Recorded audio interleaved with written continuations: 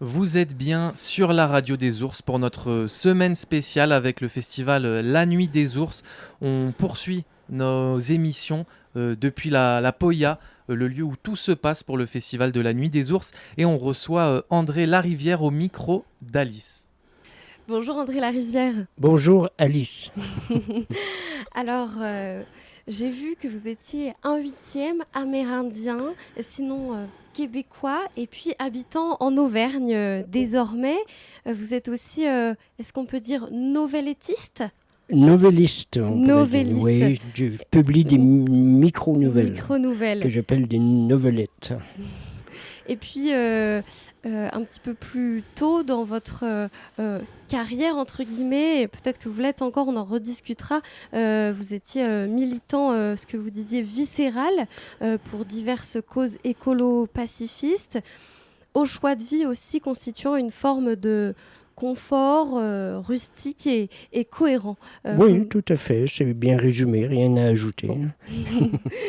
En tant que Québécois, quelle a été l'impulsion qui vous a fait traverser l'océan Atlantique?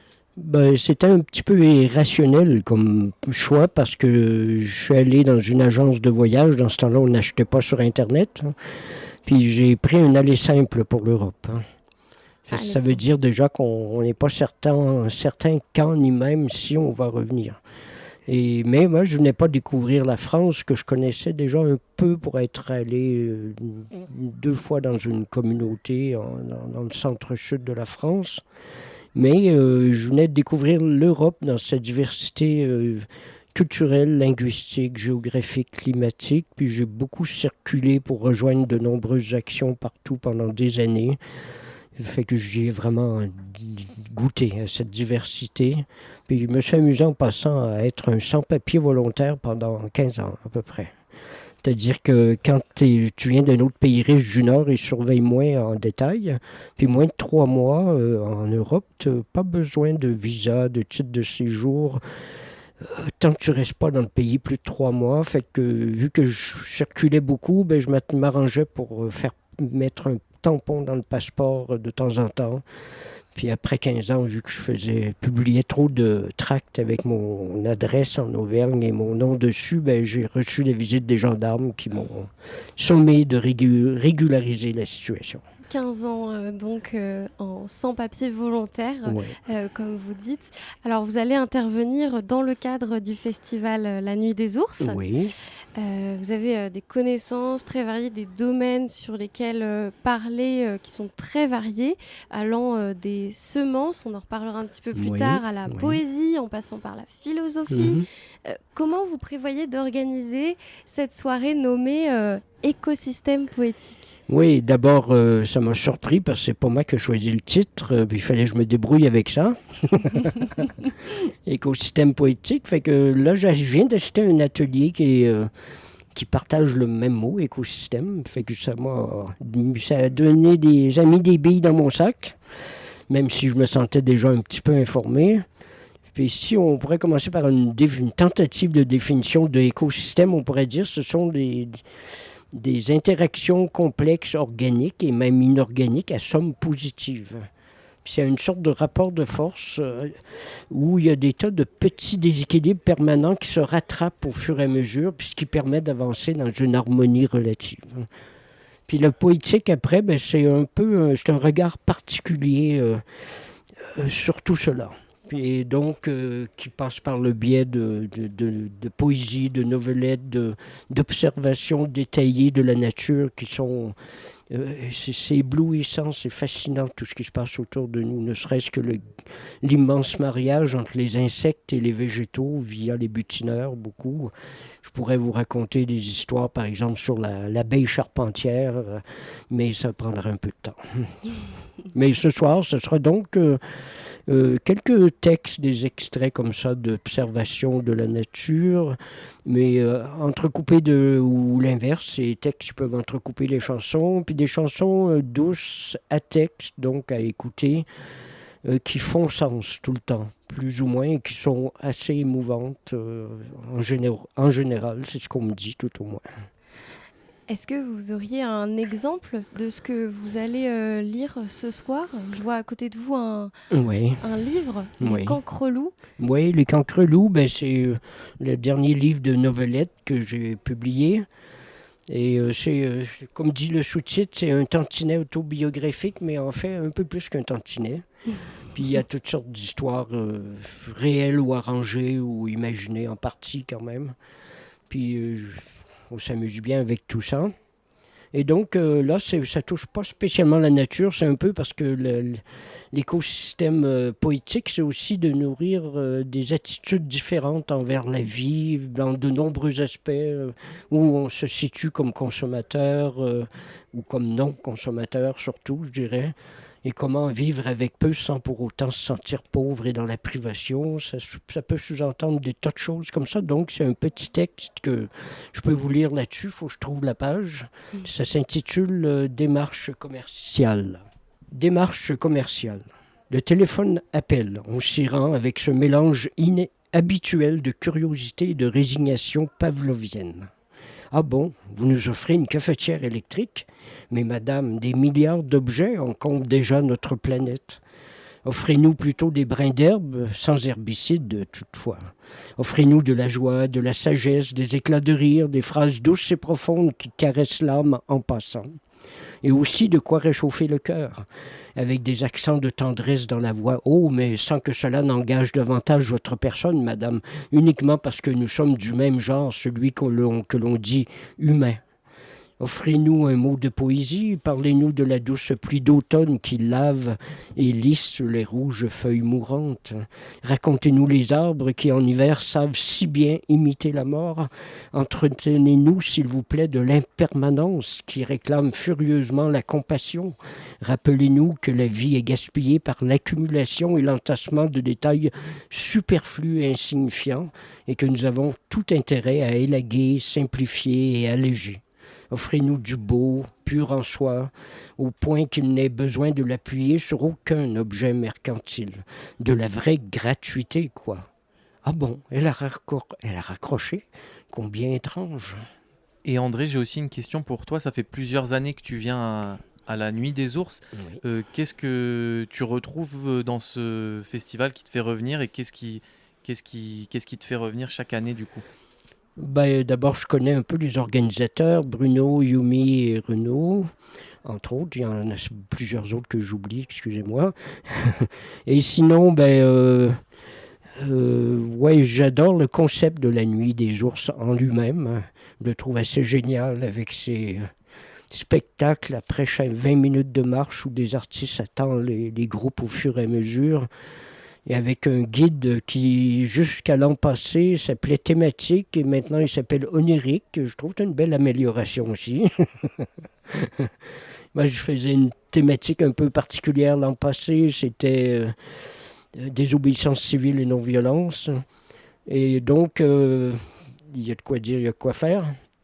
Puis, ouais, puis là, j'ai ouï dire qu'ils avaient réduit les groupes à 30 personnes plutôt que 50 pour qu'il y ait un lien plus rapproché avec le guide onirique.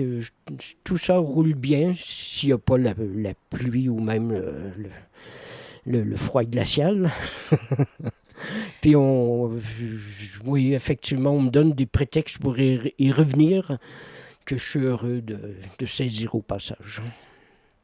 Alors, vous qui avez parcouru énormément de kilomètres à travers l'Europe et puis qui venez du Québec, qu'est-ce que vous pensez de Valorcine, le lieu donc du festival La Nuit des Ours? Le lieu lui-même, je suis un peu plus critique. Là je me ferai pas des amis par ici, mais c'est quand même, comment dire, une haute vallée alpine à 1400 mètres. Où tout est saturé. Quelqu'un me disait on ne pourrait pas construire une maison de plus parce que c'est dans des corridors d'avalanche alentour. Et la haute saison touristique, vous avouerez que ça ne m'affole pas. Je comprends bien que ça fait du bien aux commerçants, mais moi, les convois interminables de camping-cars, de motards, etc., et énormément de randonneurs, puis c'est beaucoup moins...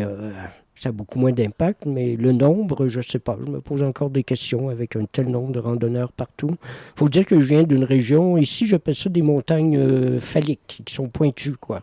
Et moi, je suis dans une région de montagnes femelles, plutôt, des petites montagnes rondes comme des saintes femmes partout.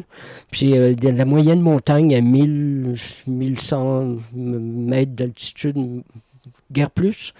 Et l'habitat est très dispersé, puis il n'y a pas de tourisme de masse, ou peu, par là. Donc, vu que je suis un privilégié de la vie, ben, je fais un peu difficile quand je viens ici, parce que je peux comparer avec encore un peu mieux, à mon avis. En effet, c'est peut-être moins une zone, comme vous disiez sur votre site, désertifiée que ce que vous avez eu l'habitude de connaître, enfin, d'occuper, d'habiter. Mais ça n'existe plus, la désertification, même dans les campagnes reculées, parce que l'exode urbain, c'est une nouvelle réalité, hein. Puis depuis la fin du premier Covid, même dans notre coin, il y a énormément de gens qui arrivent en cherchant une maison à acheter. Puis il y a beaucoup de demandes et peu d'offres. Et donc les prix ont commencé à augmenter comme partout. Alors que ça faisait partie des dernières régions de France où il y avait du bâti achetable à prix très raisonnable.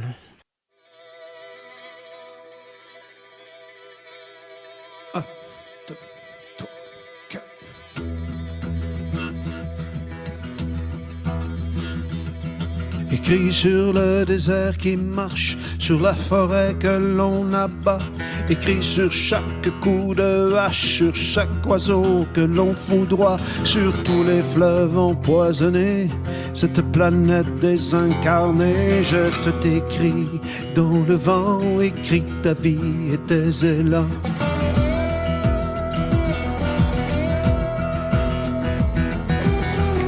Écrit tout le temps sur le sable et même sur l'eau, écrit pour ne pas sombrer et traverser les océans, écrit pour vaincre les mensonges, les mots de haine qui nous rongent, écrit pour ceux qui ne savent pas, dont le silence est la seule voix, écrit,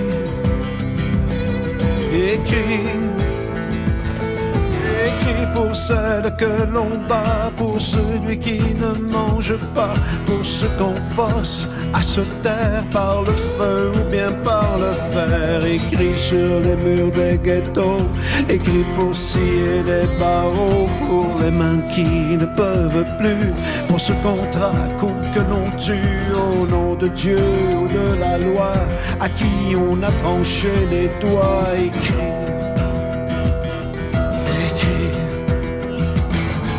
écrit pour aller bien plus loin que les frontières, que les races, pour parler de ce qu'on menace, qu'on enferme pour leurs écrits, qui parlent haut, qui parlent fort, bien au-dessus des bruits de la mort.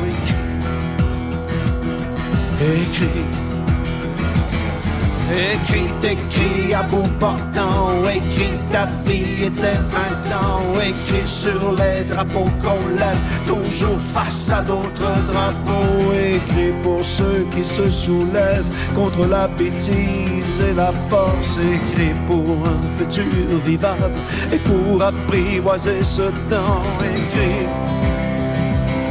écrit sur les amitiés mortes, sur l'oubli qui frappe à la porte, sur le plaisir des amoureux et sur la peur de devenir vieux, avec ton poing, avec ton ventre, avec le sourire d'un enfant, pour ne pas oublier le sang. Écris le plus beau des chants, un cri d'amour pour les vivants, un cri d'amour pour les vivants. Écris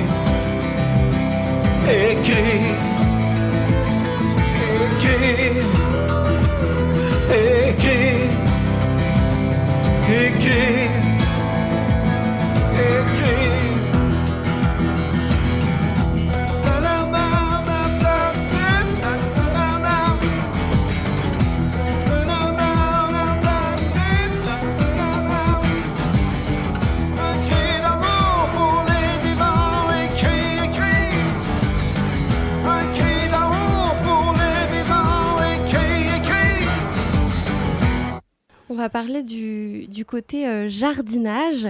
Oui. Vous êtes venu avec un autre Oui, ouvrage sur la production de semences, Mhm. qui est, vous le disiez, qui est important puisque maintenant, en fait, les semences deviennent hybrides.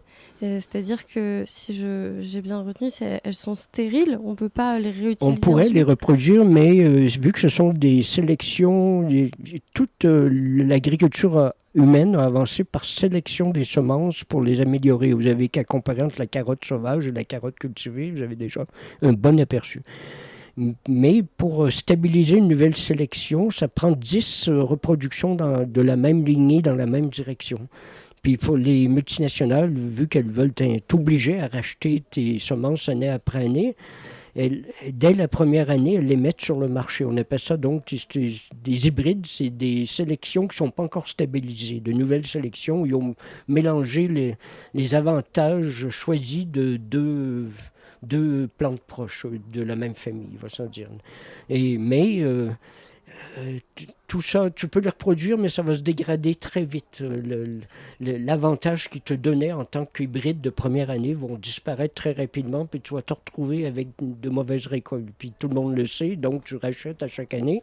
Mais s'ils font ce choix-là, les multinationales, c'est pas seulement pour te forcer à racheter tes semences, mais c'est pour te faire perdre le savoir-faire de la reproduction des semences, ce qui est encore plus grave. C'est déjà très réussi dans plusieurs pays du monde, et même beaucoup de jardiniers en France ne se donnent plus la peine de reproduire ces semences, alors qu'on peut dire que c'est la vraie base de l'autonomie alimentaire. On dit que c'est tellement important que c'est comme si on avait une machine à billets pour produire des billets de banque à la maison. Puis moi, maintenant, je considère que les jardineries classiques et les producteurs de semences conventionnelles se foutent de notre gueule carrément parce qu'ils te vendent des hybrides avec 5 ou 10 graines dans un petit sachet pour 5 ou 10 euros. Puis si tu arrives à produire les mêmes semences, tu en as des centaines de grammes au minimum. Puis tu peux, à ce moment-là, quand ça fonctionne bien, tu peux te permettre de te comporter comme la nature, qui est surabondante quand elle est en forme. Et donc, ça veut dire que tu peux en donner aux copains de tes semences à volonté. Après, tu en donnes à notre banque de la mec qui se trouve. On a une maison des semences où on stocke toutes les productions de chaque jardinier du coin qui sont dans cette espace-là. Puis donc, on a travaillé pendant 1 an et demi sur un livre qui vient de sortir chez Terre Vivante, qui est la référence du bio en France, on peut le dire comme ça. C'est eux qui produisent le magazine Les 4 saisons du jardinage aussi, qui est excellent. Et donc, c'est une collection qui s'intitule Facile et bio, et le titre, c'est Faire ses graines, c'est facile. C'est un peu redondant entre le titre et la série, mais c'est comme ça. Et puis, ça s'adresse à d'autres jardiniers amateurs passionnés qui ont envie de commencer de plus en plus à aller vers la reproduction de certaines de leurs semences, parce que c'est pas, malgré le titre, c'est pas toujours très simple. Chaque plante a vraiment ses règles de jeu qu'il faut respecter en nombre de porte-graines, en distance minimale pour éviter les croisements indésirables. Puis le nombre de porte-graines, c'est pour entretenir la vigueur génétique de la plante. Il y a des tas de règles, mais par exemple les salades, les tomates, c'est facile pour commencer parce que ça s'auto-féconde et donc ça peut être un petit groupe de la même variété, 5-6 pieds, ça suffit. Puis en plus, la tomate, l'avantage, c'est qu'on peut la manger en même temps qu'on récolte ses semences, alors que d'autres plantes, il faut vraiment les sacrifier pour la reproduction. Puis dans des petits potagers, des fois, ça pose question, quoi. Il faut faire des choix, tout simplement. Alors, vous parliez d'une maison des semences, c'est ça? C'est une association qui se situe Non, où? l'association s'appelle Grenaille, mais c'est dans un village de Haute-Loire qui s'appelle Jax. Puis le maire est très partie prenante, donc il a adhéré à l'association. Puis il a prêté une maisonnette à l'association au bout du village, qu'on appelle la Maison des Semences, où on se retrouve 2 samedis par mois. Et puis où, par exemple, il y a des tris, des tris pour trier les semences après récolte. Puis il y a quelques gens parmi nous qui sont des vrais compétents dans le sens que ce sont déjà des producteurs de semences pour des semenciers bio. Fait qu'ils ils montrent à tout le monde comment procéder après récolte pour trier et arriver à avoir des semences relativement propres et comment les conserver après. Tout ça s'apprend au fur et à mesure pendant des années. C'est une expérience de plusieurs années, on peut dire. Et alors, l'ouvrage donc qui est à côté de vous, on peut le retrouver concrètement, on peut l'acheter où ? À la librairie de Terre Vivante, ils ont un catalogue, ils le vendent à partir de ces instruments-là surtout. Puis là, j'en ai quelques-uns avec moi, je vais en apporter au concert à la Cascade et demain après-midi pour l'atelier. En parlant du concert à la Cascade, est-ce que le groupe de musique Farolk Frolk Oui. existe toujours et si oui, est-ce que de quel musicien est-il composé ? Oui, c'est un groupe qui s'appelle Frolk pour FR pour France, HOL pour hollandais, c'est le flûtiste et joueur de cornemuse, et Q pour Québec. Moi, je suis le Q à la fin de Frolk, je m'amuse à dire. Puis moi, c'est guitare et voix, puis on tourne toujours dans notre coin.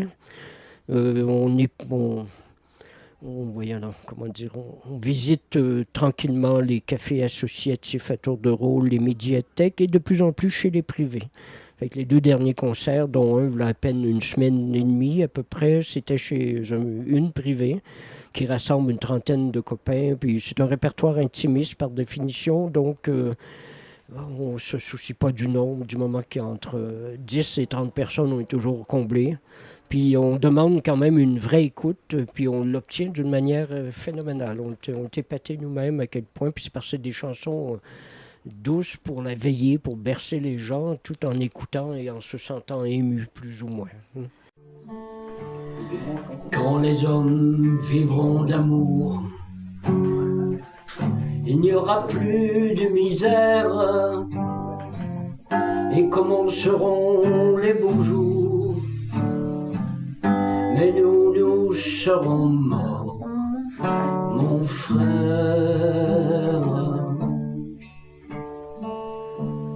Quand les hommes vivront d'amour, ce sera la paix sur la terre. Les soldats seront troubadours, et nous serons morts, mon frère.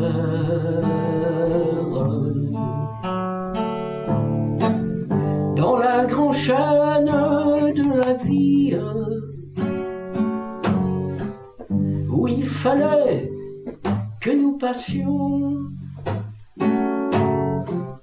où il fallait que nous soyons, nous aurons eu la mauvaise partie. Quand les hommes vivront d'amour, il n'y aura plus de misère, et commenceront les beaux jours. Mais nous serons morts, mon frère.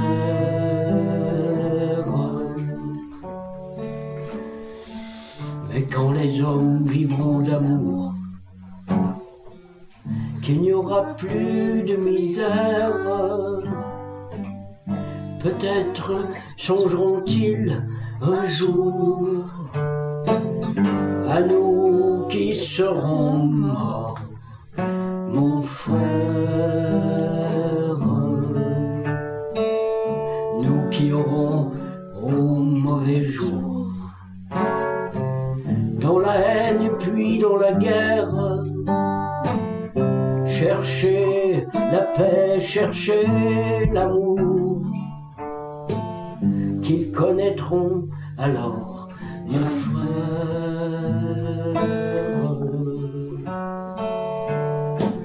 Dans la grande chaîne de la vie, pour qu'il y ait un meilleur temps, il faut toujours quelques perdants. De la sagesse ici-bas, c'est le prix. hommes vivront d'amour. Il n'y aura plus de misère et commenceront les beaux jours. Mais nous serons morts, mon frère.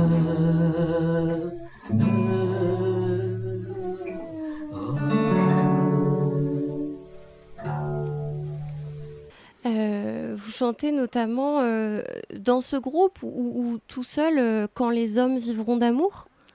C'est-à-dire que c'est une des chansons qu'on a fait pendant un bout de temps, mais le copain flûtiste, comme ça commençait à le lasser, cette chanson-là. Puis vu qu'on n'arrête pas d'apprendre de nouvelles chansons, en moyenne 3-4 par année, puis il y a des chansons qui ne le branchent pas assez, donc je les mets dans mon répertoire perso, mais on ne les joue pas dans le trio de lecture musicale. Puis quand on dit lecture musicale, c'est que la troisième personne, une Française, donc Anne, elle lit des textes, soit les siens, soit les miens, parce qu'elle publie aussi, et elle a commencé à apprendre la harpe aussi. Fait que pour certains morceaux irlandais, avec une cornemuse qui assomme pas tous les autres instruments, le copain hollandais vient de trouver il appelle ça Scottish Small Pipes. C'est une petite cornemuse écossaise. Puis on arrive à chanter et jouer de la guitare et de la harpe sur une chanson avec sa cornemuse. C'est nouveau. Fait que là, on est ressorti cette chanson irlandaise qui était un peu au placard depuis un bout de temps. Parce que plus tu as un répertoire qui grossit, plus il faut que tu reviennes sur les anciennes. Sinon, elles rouillent tout doucement. Puis à la fin, tu as de la difficulté à les refaire. Parce que le copain à la flûte, il fait beaucoup de très beaux contre-chants. Puis maintenant, quand je joue seul, j'entends ces contre-chants, mais évidemment, je ne suis pas capable de les reproduire en bonus. Puis ce qui est drôle, concernant le nom Freud, moi, j'ai proposé quelque chose de plus rigolo. C'était Pétaouchnok by Night. Mais le copain hollandais ne connaissait pas l'expression Pétaouchnok, fait que ça ne l'a pas fait rigoler, puis ça n'a pas passé.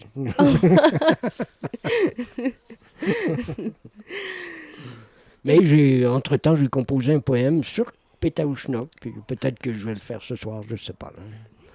Bon, ça donnera plus de visibilité à ce mot assez rigolo, Pétaouchnok. Alors, tu as aussi un autre projet qui était tout juste lancé en 2022 avec une art-thérapeute allemande, Histoire au pluriel de sens. Et donc, vous vouliez travailler sur des interventions thérapeutiques à succès, qui ont eu un succès. Oui. Et les retranscrire sous forme de micro-nouvelles. Encore une fois, c'est mon genre préféré.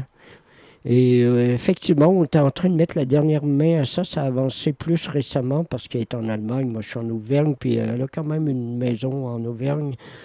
Puis elle est formatrice dans cette approche logothérapeutique. Et bref, puis on a passé quelques jours entiers à mettre la dernière main à ce recueil, incluant des relectures, des corrections diverses, etc. C'est presque prêt. Puis je pense que c'est encore une fois, pour moi, l'idée de la novelette, c'est de trouver une étincelle de départ qui est stimulante, avec un développement rapide et une chute un peu surprenante, épatante, et puis en s'arrangeant pour que ça ne dure pas plus de quelques pages, tout ça. C'est un peu ma formule. Si je pouvais aller vers le haïku japonais, je ferais encore mieux. Ah oui. Et en plus, il y a un autre truc qui est pratiquement prêt au même moment. J'attends encore un peu, simplement, c'est un autre genre, c'est entre éventuel texte à chanson et poème. Puis ça aussi, ma part est faite, mais j'ai demandé à mon frère cadet au Québec, qui est photographe, de plus en plus reconnu, photographe créatif, artistique surtout, qui aime fondre les matières, les genres, l'eau avec la pierre, le métal, etc., le végétal. Et puis j'ai demandé d'illustrer, de créer des photos pour les textes qui le branchaient, seulement pour ceux qui le branchent le plus. Puis là, il m'a envoyé 5 photos qui sont approuvées Canada, comme on dit par chez nous. Puis il en reste quelques-unes à me proposer, puis après on va passer à l'auto-édition. Moi, je procède souvent par l'auto-édition. L'auto-édition. Ce qui n'était pas le cas, je crois, plus tôt. Le premier livre, c'était un éditeur du Québec qui s'appelle Éco-Société qui avait publié ça. Mais en Europe, maintenant, depuis Donc l'auto-édition peut avoir peut être moins largement répandue. Pourtant, cette maison-là avec qui je travaille, elle a fait une entente avec 5000 librairies physiques où on peut le commander, puis il arrive très vite dans la librairie. Puis avec les technologies d'aujourd'hui, ils peuvent maintenant imprimer pour un seul exemplaire demandé, ce qui est nouveau, ce qui est assez phénoménal. Et donc, tu fais tous tes choix toi-même au moment où tu le veux. Puis il n'y a pas de contrat avec des petites lignes qui fait qu'à la fin, il ne te reste plus grand-chose, même si ça se vend bien. Il y a moins de mauvaises surprises. Par contre, il faut apprendre à faire une bonne partie du boulot soi-même, parce que c'est quand même des gens pour qui c'est un métier, puis ils veulent en tirer leur subsistance comme tout le monde. Et donc, ils vendent service par service. Puis si tu leur confies trop de trucs, évidemment, ça va te coûter un peu cher. Mais jusqu'à maintenant, on m'en tire plutôt bien. Donc c'est un choix pour plus de rapidité, plus de liberté. Voilà, je crois que c'est ce que tu nous as dit. Est-ce que je suis passée à côté de projets à venir? On a, je suis membre d'une chorale de chant bulgare. On arrive de Bulgarie. Puis on a rencontré les grands-mères dans leur village de montagne, les grands-mères de qui on apprend ces chants-là. Puis eux, ils le font en monophonie, je ne sais pas si c'est le bon mot, une seule voix. Puis nous, on leur ajoute quelques voix à courant dû en Europe de l'Ouest. Puis on était leur faire entendre ce qu'on a transformé à partir de leurs chants. Puis ils ont beaucoup aimé. Puis on a fait toutes sortes d'échanges. J'ai apporté un paquet de semences là aussi. Puis je suis revenu avec beaucoup de haricots bulgares. On fait des échanges à plusieurs niveaux. Et ça, c'est de nouveaux projets qui veulent se développer un peu plus aussi, mais on verra jusqu'où, parce que c'est un peu le problème avec le monde des associations et passions personnelles, c'est que tout truc dans lequel tu t'impliques, au départ, ça a toujours l'air d'un petit coup de main, puis dans les mois, années d'après, on te bouffe tout le bras. Puis notre temps et énergie étant limité, il faut faire des choix à un moment donné, puis être très prudent pour de nouvelles implications. Par exemple, on reçoit souvent des woofers, des woofeuses à la maison, willing workers on organic farm, c'est-à-dire des gens de tous âges qui viennent voir comment on se débrouille au jardin avec beaucoup d'échanges, etc., puis qui donnent le coup de main en échange d'hébergement et nourriture. Et ça se passe très bien jusqu'à maintenant pour nous. Et évidemment, l'organisation WOOF nous sollicite de temps en temps pour aller à des rencontres d'hôtes ou des conseils d'administration. Puis là, je fais le muet pour ne pas me faire embarquer dans d'autres trucs en plus. Bon, alors on fera peut-être dans la prochaine édition, l'année prochaine, du Festival La Nuit des Ours, un point sur ces projets qui sont en cours. Merci de nous avoir présenté les ouvrages et puis de nous avoir donné un aperçu de ce qui va se passer ce soir dans le cadre de La Nuit des Ours, écosystème poétique. Est-ce qu'on peut rappeler à quelle heure c'est et où c'est exactement? C'est un peu compliqué dans le sens que je viens de vérifier avec Renaud, un des organisateurs. Il m'a dit, là je m'en vais faire les tests de son avec Yumi. Ensuite, à 18h, il y a préparation d'une partie du repas à partir de plantes sauvages qui auraient été récoltées aujourd'hui. À partir de 19h, le repas, puis il faut s'inscrire pour le repas. Et je commencerai avec les chansons douces entre 20h30 et 21h, quelque chose comme ça. Ok, merci beaucoup pour ta venue et puis bon concert ce soir. Merci aussi à la Radio des Ours d'assurer un si bon suivi. Avec plaisir. On se retrouve bientôt sur la Radio des Ours 90.7 FM à Valorcine et 90.5 FM à Chamonix.